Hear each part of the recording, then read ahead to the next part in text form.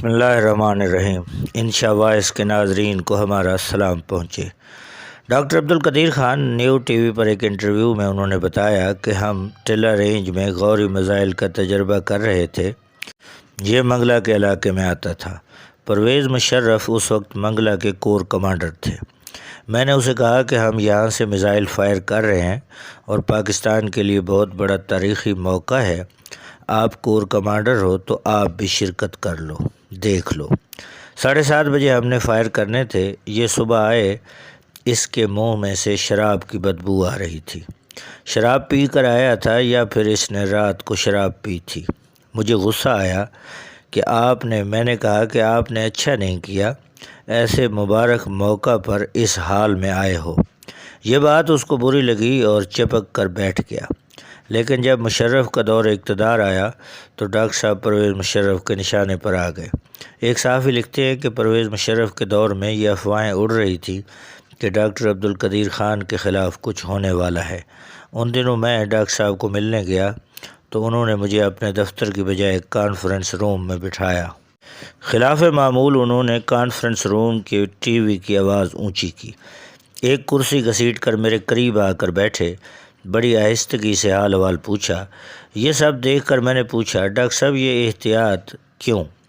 آہستہ سے بولے، دفتر میں اس لیے نہیں ملا، ٹی وی کی آواز اس لیے اونچی کی، قریب آ کر اس لیے بیٹھا، مجھ پر نظر رکھی جا رہی ہے، میرا سب کچھ کہیں سنا جا رہا ہے۔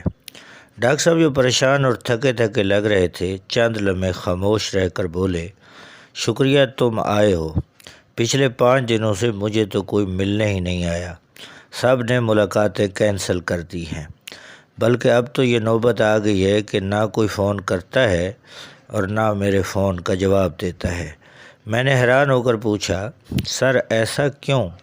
مسکرانے کی ناکام کوشش کرتے ہوئے ڈاکٹر صاحب بولے، میاں سب کو پتہ چل چکا ہے کہ پرویز مشرف میرے خلاف ہو چکے ہیں، اب بھلا کوئی مجھے مل کر فون کر کے اپنا نقصان کیوں کروائے گا؟ میں نے پریشان ہو کر پوچھا، سر یہ سب کیوں؟ بولے، یہ تو پتہ نہیں کیوں، لیکن لگ رہا ہے یہ مجھے گرفتار کر لیں گے۔ میں نے گھر بتا دیا ہے، دفتر سے ضروری سامان بھی گھر بھجوا دیا ہے۔ میں نے کہا، سر یہ کیسے ممکن ہے کہ کوئی محسن پاکستان ڈاکٹر عبدالقدیر کو گرفتار کرے؟ ڈاکٹر صاحب ایک کہکا مار کر بولے، جب کم ظرفوں کو طاقت مل جائے تو پھر سب کچھ ممکن ہو جاتا ہے، اور پاکستان میں بھلا کب کسی نے محسنوں کی قدر کی ہے؟ مجھے یاد ہے اس دن میں کوئی گھنٹہ بھر ڈاکٹر صاحب کے ساتھ رہا، انہوں نے ایسی ایسی باتیں کی، ایسی ایسی کہانیاں سنائیں کہ میرے کانوں سے دھواں نکلنے لگا۔ ایک اور صحافی لکھتے ہیں کہ پرویز مشرف کا دور حکومت تھا، پی ٹی وی ایوارڈز کی تقریب تھی، ڈاکٹر عبدالقدیر خان آئے اور پہلی قطار میں ایک کرسی پر بیٹھ گئے۔ شیخ رشید تب وزیر اطلاعات تھے۔